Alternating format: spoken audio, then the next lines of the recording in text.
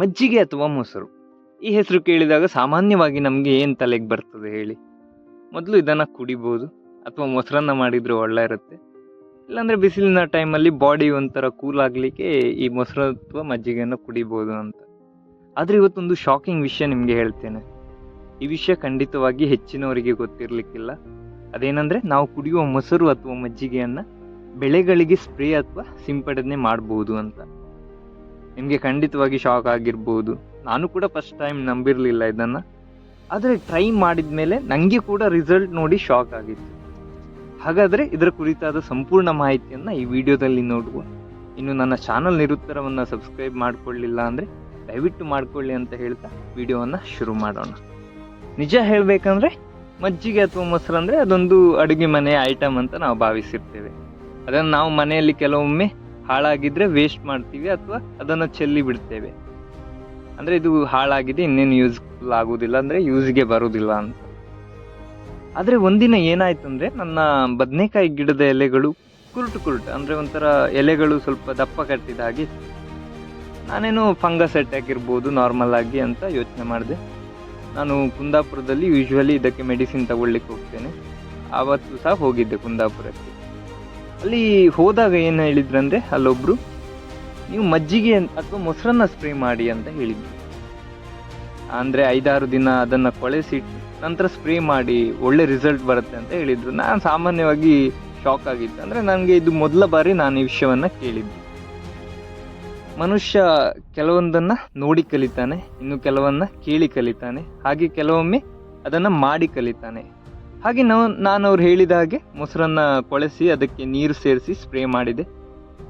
ಆಶ್ಚರ್ಯ ಎನ್ನುವಂತೆ ಒಂದು 4-5 ದಿನಗಳಲ್ಲಿ ಬದನೆ ಎಲೆ ಸರಿ ಆಗಲಿಕ್ಕೆ ಸ್ಟಾರ್ಟ್ ಆಗಿತ್ತು.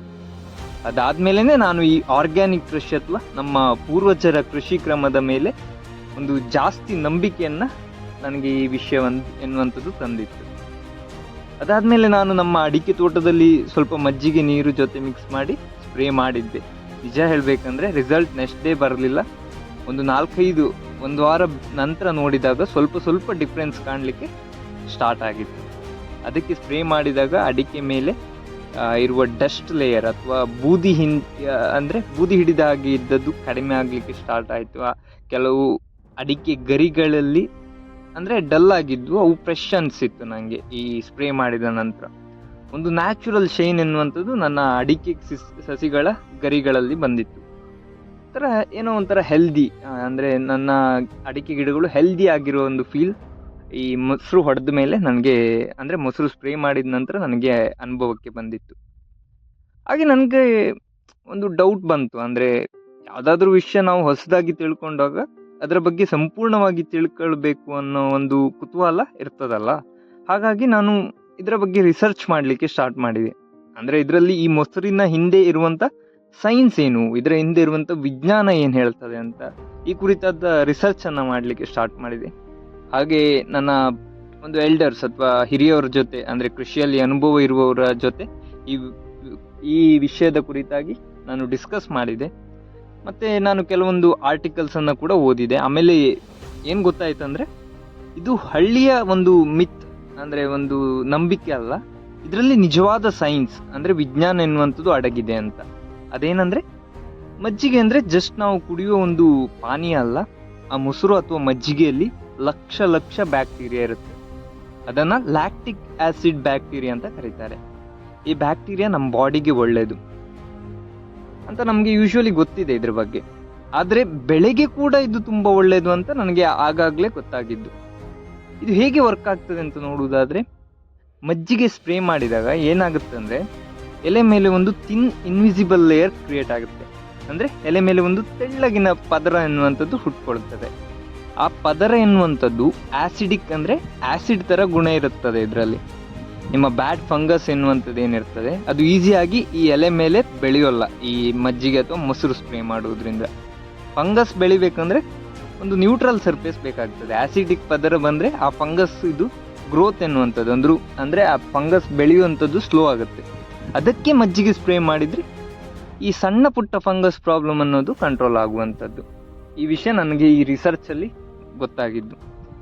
ಇನ್ನು ಲೀಫ್ ಕ್ಲೀನಿಂಗ್ ಎಫೆಕ್ಟ್, ಇನ್ನೊಂದು ಇಂಟ್ರೆಸ್ಟಿಂಗ್ ಬೆನಿಫಿಟ್ ಏನಂದರೆ, ಮಜ್ಜಿಗೆ ಸ್ಪ್ರೇ ಮಾಡಿದ ಮೇಲೆ ಎಲೆ ಕ್ಲೀನ್ ಆಗುತ್ತೆ.